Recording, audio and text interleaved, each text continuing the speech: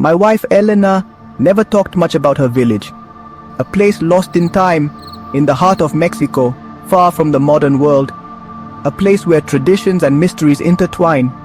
I knew it held secrets, whispers of something ancient and unsettling, something that seemed to always be lurking. Elena's grandparents warned her never to be outside after dark. They said danger lurked in the darkness. They talked of things that roamed in the night, searching, always searching. Creatures of the shadows, they said. Years ago, long before I met her, Elena saw them. An experience she would never forget. A procession of flickering lights moving in the distance. They looked like ghosts in the night. She heard the faintest whispers, a chorus of mournful cries, voices that seemed to come from another world. Terror gripped her young heart, a fear that paralyzed her. She ran, breathless, to the safety of her grandparents' house. She didn't stop until she was safe.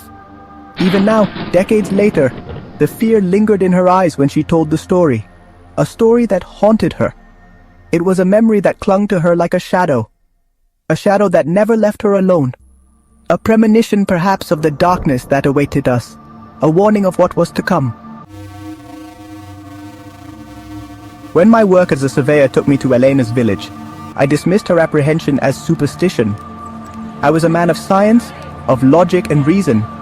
Ghosts and shadows had no power over me. How foolish I was. The village was as Elena described it, isolated, forgotten, steeped in a heavy silence. The villagers, their faces etched with a lifetime of whispered fears, greeted us with hesitant hospitality. They too warned us about the night. Their words mirrored the warnings of Elena's grandparents, each syllable filled with unease. We camped on the outskirts of the village, a small team, armed with our compasses and maps. I scoffed at their superstitious tales. I would soon learn that some stories should not be ignored. They are warnings whispered through generations, echoes of a truth too terrifying to ignore. The first few nights passed without incident, nothing out of the ordinary. The silence of the countryside was broken only by the chirping of crickets and the distant howl of a dog, creating a peaceful but unsettling atmosphere. However, I felt a growing unease, a prickling at the back of my neck as if unseen eyes were watching our every move, ever present. One night, as we sat around a campfire, sharing stories and laughter, I saw them. It was a moment I will never forget. In the distance, beyond the firelight, a procession of lights flickered, moving in the darkness. They moved with an unnatural fluidity, like fireflies caught in the breeze. But there was something more to them. The air grew cold, and my skin crawled, as if an unseen presence surrounded us. Suddenly the laughter died in my throat, and the silence became palpable. I remembered Elena's stories, her trembling voice as she described the night she saw the lights, and the fear in her eyes. My blood ran cold, and I knew something wasn't right. These were not harmless fireflies. This was something ancient, something sinister, something that shouldn't be there. We watched in horrified silence as the lights approached, their soft, mournful cries carried on the wind. They seemed drawn to our campfire, to the light and warmth that pierced the oppressive darkness. Panic rose in my chest, threatening to consume me.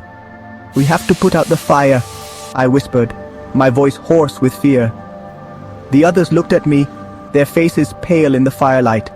We moved with a frantic urgency, extinguishing the flames, plunging our camp into darkness. The cries drew closer. The whispers grew clearer, a chorus of tormented souls seeking solace. We huddled together, breathing heavily, trembling as the lights surrounded our camp. They danced and swayed just out of sight, their cries echoing in the stillness. The darkness pressed down on us, heavy and suffocating. For what felt like an eternity, we remained trapped in that terrifying tableau, unsure if we would ever escape its spell. Then, as abruptly as they had appeared, the lights began to recede, their cries fading into the night, leaving an unsettling emptiness. Silence descended once more, but it was a silence fraught with unseen horrors, as if the very air was thick with dark secrets. I have never forgotten that night, a night that changed my perception of reality forever. It shattered my skepticism, forcing me to confront the possibility that some truths lie beyond logic and reason, beyond our comprehension. The experience left an indelible mark on my soul, a chilling reminder of the power of belief and the importance of listening to the whispers of the past, even if they frighten us. The stories of Elena's childhood, once dismissed as mere superstition, now held a new and terrifying weight, a truth I could not ignore. We had gazed into the abyss of ancient fears, and the abyss had gazed back at us with an intensity we had never felt before. And in those mournful cries, in those flickering lights, we heard the echoes of a truth as old as time itself. Some things are best left undisturbed, left in peace.